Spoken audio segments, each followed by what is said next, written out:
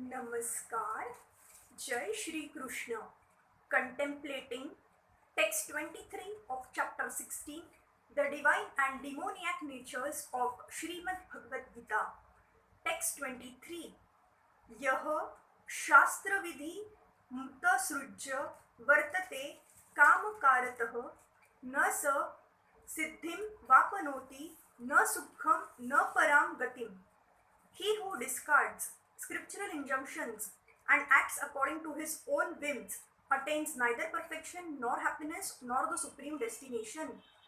As described before,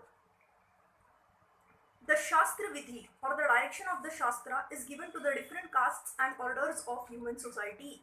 Everyone is expected to follow these rules and regulations.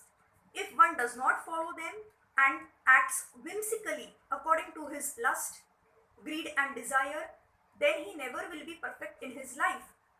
In other words, a man may theoretically know all these things, but if he does not apply them in his own life, then he is to be known as the lowest of mankind.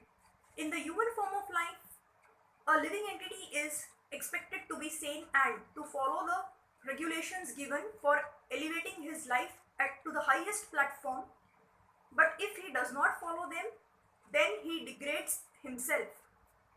But even if he follow the rules and regulations and moral principles and ultimately does not come to the stage of understanding the Supreme Lord, then all his knowledge becomes spoiled. And even if he accepts the existence of God, if he does not engage himself in the service of the Lord, his attempts are spoiled. Therefore, one should gradually raise himself to the platform of Krishna's consciousness and devotional service.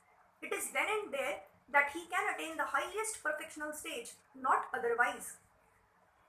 The word kamakaratah is very significant. A person who knowingly violates the rules, acts in lust. He knows that this is forbidden, but still he acts. This is called acting whimsically. He knows that this should be done, but he still does not do it. Therefore, he is called whimsical. Such persons are destined to be condemned by the Supreme Lord. Such persons cannot have the perfection which is meant for the human life.